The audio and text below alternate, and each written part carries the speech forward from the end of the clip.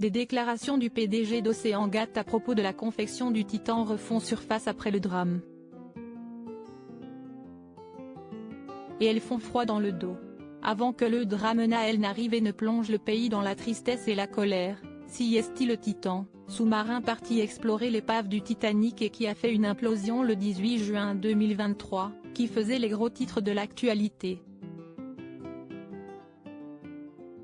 À bord du sous-marin, le Français Paul-Henri Narjolet, océanographe mais aussi l'homme d'affaires britannico-pakistanais Shahzada Dawood, 58 ans, et son fils de 19 ans, Sulman, l'aventurier milliardaire Hamish Harding et le boss de la compagnie, Stockton Rush.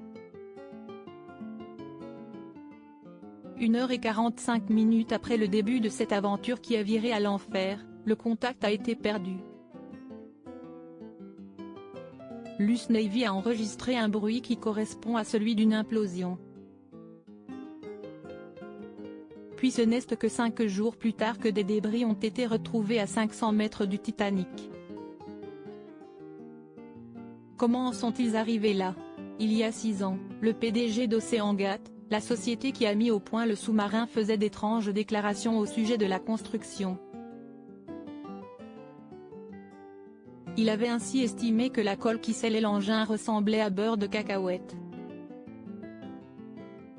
À ce moment-là, Stockton Rush, qui est décédé à bord du Titan, estimait aussi qu'en cas d'erreur dans la pose de la colle, il y avait peu de chances de scène sortir.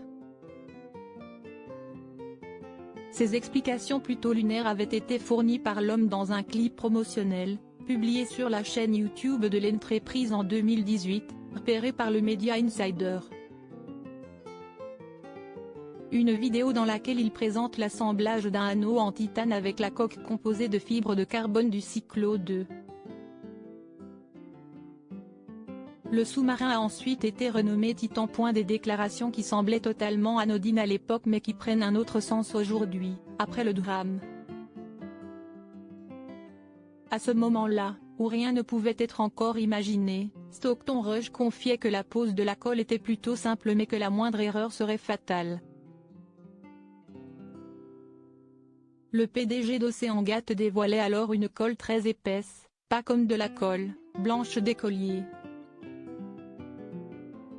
CIST comme du beurre de cacahuète. À la suite du drame, plusieurs experts et anciens employés de la société ont fait part de leurs doutes sur la fiabilité de l'engin. Notamment David Lockridge, ancien directeur des opérations maritimes de la société entre 2015 et 2018, qui avait mis en évidence plusieurs points faibles du sous-marin, avec en ligne de mire la coque en fibre de carbone. Mais après avoir fait part de ses réserves au PDG, il avait été licencié. Un mail de ce dernier avait fuité, il écrivait alors à un autre collègue tout aussi sceptique: « J'ai tellement peur qu'il se tue et qu'il tue d'autres personnes pour stimuler son ego ».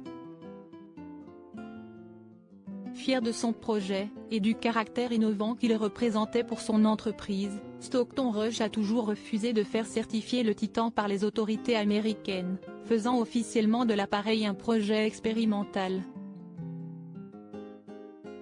Plusieurs enquêtes sont toujours en cours pour déterminer l'origine de l'accident.